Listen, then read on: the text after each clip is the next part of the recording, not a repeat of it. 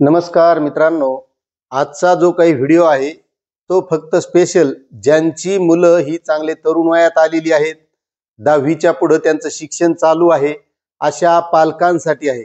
कारण आजकाल जमाना बदललेला आहे, मॉडर्न युग आहे, प्रत्येकाच्या हातात मोबाईल आहे आणि याच काळामध्ये जी काही मुलं असतात ही आपली मुलं कोणत्याही वाईट मार्गाला लागू नये म्हणून काही पालकांच्या सुद्धा भूमिका असतात आणि पालकांचं सर्वात मोठं मार्गदर्शन हे आपल्या मुलाला असलं पाहिजे।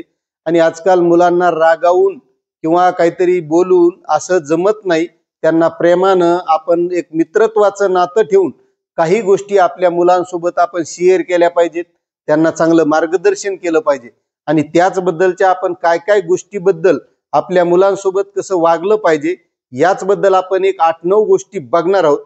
तुम्हाला विनंती आहे, तुम्ही जर आपल्या महामराठी टेक यूट्यूब चॅनलवर नवीन असाल तर चॅनलला सबस्क्राईब करा, व्हिडिओला लाईक करा आणि प्रत्येक पालकापर्यंत हा व्हिडिओ शेअर करा।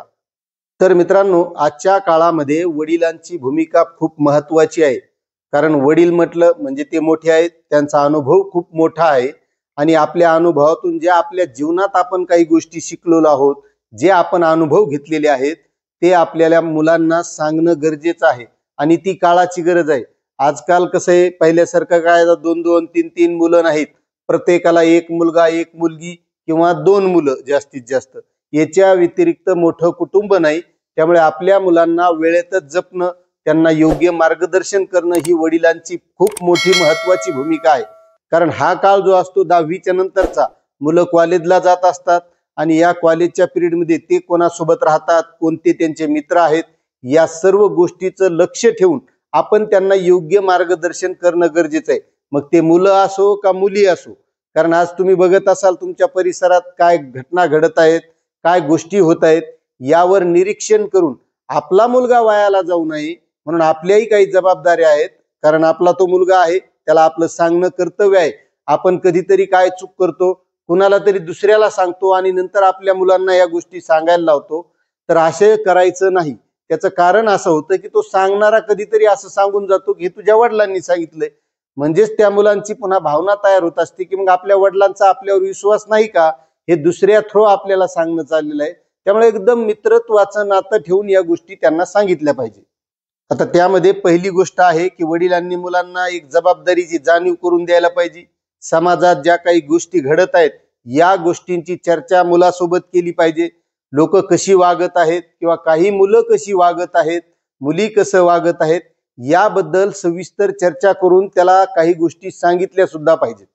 आता दुसरी गोष्ट आहे मित्रांनो, आपण आपल्या मुलाला नैतिकता, चांगलं वागणं, चांगलं राहणं, कोणाशी कसे संबंध निर्माण करायचे, कोणासोबत कसं वागायचं, जे आपल्या जीवनात काही घडलेले अनुभव असतील हे सुद्धा शेअर केले पाहिजे। त्याला त्याच्या काही जीवनातील पुढच्या भविष्यात येणाऱ्या ज्या जबाबदाऱ्या आहेत त्याची सुद्धा पूर्वकल्पना देणं गरजेचं आहे। कारण आजकाल होतंय काय, कोणालाही मस्त असं मजेत जगावं वाटतं, मजेत राहावं वाटतं, पण आपली परिस्थिती तेवढी नसेल तर भविष्यात तो मुलगा तेवढ्या मजेत राहू शकत नाही, त्याला खूप अडचणींचा सामना करावा लागतो। मग त्याला जर पुढे ज्या काही अडचणी येणार आहेत याची जर आपण पूर्वकल्पना जाणीव त्याच्या जबाबदारीची करून दिली तर त्याला पुढे चालते वेळेस या गोष्टींची जाणीव होत असते की नाही, ह्या गोष्टी आपल्या वडिलांनी आपल्याला सांगितलेल्या आहेत, या मार्गात आपल्याला असं चालायचं आहे। आता तिसरी गोष्ट म्हणजे महत्वाची आहे मित्रांनो, की आजकाल काय झालंय, प्रत्येक क्षेत्रामध्ये स्पर्धा झालेली आहे। मग ते शिक्षण असो, नोकरी असो किंवा कोणताही व्यवसाय असो, काहीही करायचं म्हणलं तर स्पर्धा इतकी झालेली आहे आणि या स्पर्धेमध्ये टिकणं गरजेचं आहे। आणि त्यामध्ये होतंय काय, थोडी जरी जबाबदारी वाढली तर आजकालची जी मुलं आहेत ही ती जबाबदारी झटकण्याचा प्रयत्न करतात, त्या जबाबदारीचा किंवा एखाद्या अडचणीत सामना करण्याची ताकद त्यांच्यात निर्माण होत नाही। म्हणून बऱ्याचशा जे काही भविष्यात त्यांना अडचणी येऊ शकतात त्यामध्ये त्याला सामना कसा करायचा, पुढं ती गोष्ट करून पुढं कसं जायचं किंवा ती जबाबदारी कशी पार पाडायची याबद्दल सुद्धा सविस्तर बऱ्याचशा गोष्टी शेअर करणं आपल्या मुलांसोबत गरजेचं आहे। कारण आजचं युग हे खूप मोठ्या स्पर्धेचं आहे। मग तो शिक्षण घेत असेल तर शिक्षणात सुद्धा त्याच्यावर असं दडपण आणून त्याला शिकवायचं नाही, तर त्याला मन मोकळेपणाने शिकवायचं। भविष्यात त्याच्या बुद्धीनं तो काही करू शकला, काही गोष्टींची अडचणही येऊ शकते, तर त्यामधून त्यानं मार्ग काढला पाहिजे, असं त्याला मार्गदर्शन करणं गरजेचं आहे। आता चौथी एक गोष्ट महत्वाची आहे की आपला मुलगा आता 10वी झालेला आहे समजा आणि तो कॉलेजला जाणार आहे किंवा भावी जीवनात तो समाजात वावरणार आहे, तर समोरचे जे काही वागणारे मुलं असतात किंवा मोठी माणसं असतात किंवा महिला असतील, मुली असतील, यांच्याबद्दल त्याचा आदरभाव असला पाहिजे. त्याला त्याची जाणीव करून द्यायची की परक्या मुली असो, परक्या मुलं असो किंवा पुढील वडीलधारी माणसं असो, कोणासोबत आपण कसे संबंध निर्माण करायचे, कोणासोबत कसं वागायचं, आपल्या भावना कशा व्यक्त करायच्या, की जेणेकरून आपल्याला पुढच्या व्यक्तीनं आपल्याला वाईट न समजणे, आपल्याला काहीतरी चांगलं समजलं पाहिजे. असे सुद्धा आज गोष्टीचं मार्गदर्शन करणं गरजेचं आहे. आता त्याचं कारण असं आहे, आजकाल मोबाईल हातात आहे, फेसबुक आहे, इंस्टाग्राम आहे, याच्यावर रील्स पाहून म्हणा किंवा त्या फेसबुकवरले व्हिडिओ पाहून किंवा व्हॉट्सअपवर आलेले व्हिडिओ पाहून मुलामध्ये बऱ्याचशा गोष्टींच्या वेगळ्या चेतना निर्माण होतात, भावना निर्माण होतात. मात्र त्याला कशा त्याच्या कंट्रोलमध्ये ठेवता येईल याबद्दल सुद्धा आज मार्गदर्शन करणं गरजेचं आहे. नाहीतर तुम्ही समाजात बघत असाल, परिसरात बघत असाल, बऱ्याचशा अशा वेगवेगळ्या प्रकारच्या घटना घडत आहेत. त्यामुळे त्याला पूर्वीच आपण जाणीव करून देणं या गोष्टीची गरज आहे.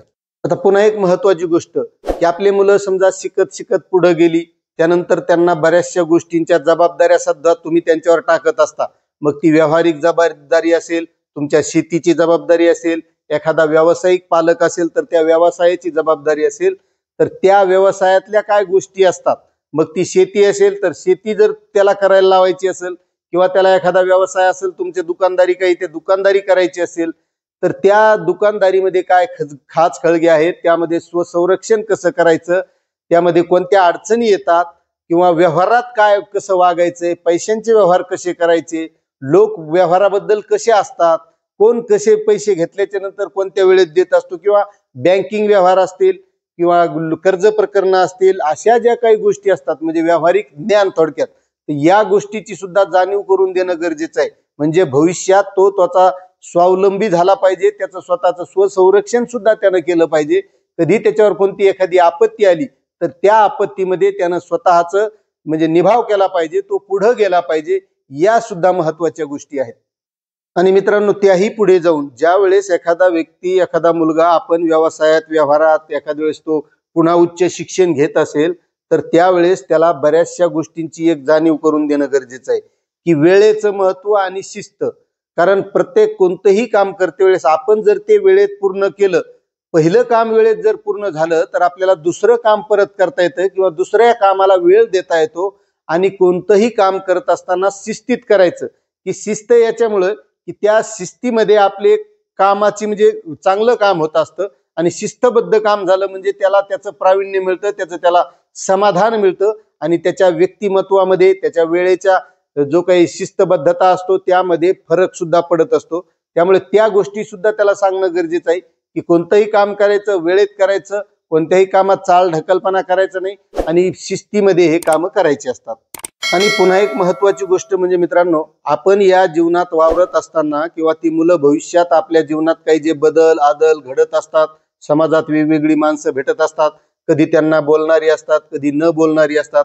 अशामध्ये त्या मुलांना राग येत असतो किंवा एखादी आनंदाची गोष्ट घडत असते, तर त्यामध्ये त्यानं स्वतःच्या भावनावर नियंत्रण कसं ठेवायचं हा सुद्धा महत्वाचा मुद्दा आहे.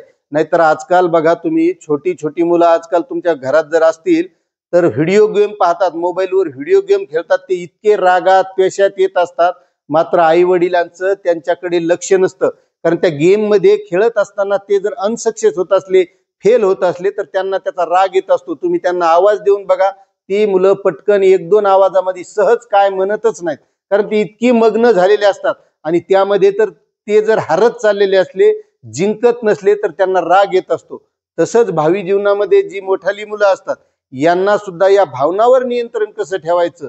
कारण कधी कधी काय असतं, एखाद्या वेळेस माणसाला खूप आनंद झाला, मग असे काही मित्र भेटले, मग ते कुठंतरी आपल्याला चल बाहेर जेवायला जाऊ, इकडे तिकडे मौज मजा करू, अशा गोष्टी सुचवतात. त्यावेळेस आपण आपल्या भावनावर कसं नियंत्रण ठेवायचं किंवा आपल्याला एखादी व्यक्ती जोरात रागावून बोलत असेल तर त्यावेळेस आपण कोणत्या भूमिकेत असलं पाहिजे, तिथं आपल्याला राग कसा कंट्रोल करायचा, या गोष्टींचं सुद्धा आपण त्यांना मार्गदर्शन करणं गरजेचं आहे. कारण बऱ्याचशा गोष्टी ह्या अनुभवावर अवलंबून असतात. आपण जे जीवन जगत असतो हे सगळं आपण जो मागचं काही ज्या गोष्टी घडलेल्या आहेत त्यानुसार करत असतो. आता त्यामधलं एक उदाहरण देतो. समजा एखाद्या व्यक्तीनं एखाद्या व्यक्तीला उसने पैसे दिलेले आहेत आणि त्या व्यक्तीने जर त्या व्यक्तीला वेळेवर पैसे परत केले नाही आणि ज्यानं पैसे दिले होते त्याने एखाद्या मित्राला सांगितलं की बा मी त्या व्यक्तीला पैसे दिले होते आणि त्यानं काय आणखी माझ्या वेळेवर दिले नाही, मग आता ज्यानं दिले नाही त्यानं जर याला मागितले, याला माहित असतं किंवा त्या आपल्या मित्राचेच यानं वेळेवर दिलेले नाहीत, मग हा आपल्याला वेळेवर देणार नाही, म्हणजे तो सावध होतो. म्हणजे हा झाला इतिहास. म्हणजे इतिहासाहून जी मागची गोष्ट घडली तिच्यावरून आपण सावध होत असतो. त्यामुळे बऱ्याचशा गोष्टी ह्या पालकांनी आपल्या अनुभवात आलेल्या त्या मुलांना सांगितल्या पाहिजे. काही चांगली पुस्तकं वाचायला दिली पाहिजे, कारण आज समाजात तुम्ही बघत असताल वेगवेगळ्या प्रकारच्या घटना घडत आहेत. त्यामुळे वेळीच आपल्या मुलांना या गोष्टी सुद्धा सांगणं गरजेचं आहे. आणि आता सर्वात महत्वाचा आणि शेवटचा मुद्दा आहे मित्रांनो, की आपला मुलगा मोठा झालेला आहे, त्याचं समजा लग्न झालेलं आहे आणि लग्न झाल्यानंतर आपण जवळपास बरेचसे पालक काय करतात की आपल्या मुलावर सर्व कुटुंबाची जबाबदारी टाकून देत असतात. आता जबाबदारी टाकून दिली, व्यवहार त्याच्या हातात दिला म्हणजे आपलं काम संपलं असं होत नाही. तर या जबाबदाऱ्या घेऊन समाजासोबत आपली काय जबाबदारी आहे, कुटुंबाची तर जबाबदारी त्याला जाणीव होतच असते, पण समाजासोबत बी आपल्या काही जबाबदारी असतात, याची जाणीव करून देणं गरजेचं आहे. भविष्यात व्यवहार कसे करायचे, समाजासोबत कसं राहायचं, भविष्यात तुला कोणकोणत्या अडचणी येऊ शकतात, त्या अडचणींचा सामना कसा करायचा, मग त्यामध्ये व्यावहारिक अडचणी असो, एखादा दुकानदारीत असेल, व्यापारामध्ये तर व्यापारामध्ये काय अडचणी येतात, एखादा मुलगा शेती करत असेल, शेतीमध्ये काय अडचणी असतात, या सर्व कुटुंबाच्या जबाबदाऱ्या सांभाळून समाजासोबत कसं राहायचं, समाजात कोणत्या प्रकारच्या व्यक्ती असतात, अशा सर्व गोष्टींची चर्चा वडिलांनी मुलासोबत करणं गरजेचं आहे. आज ती काळाची गरज आहे.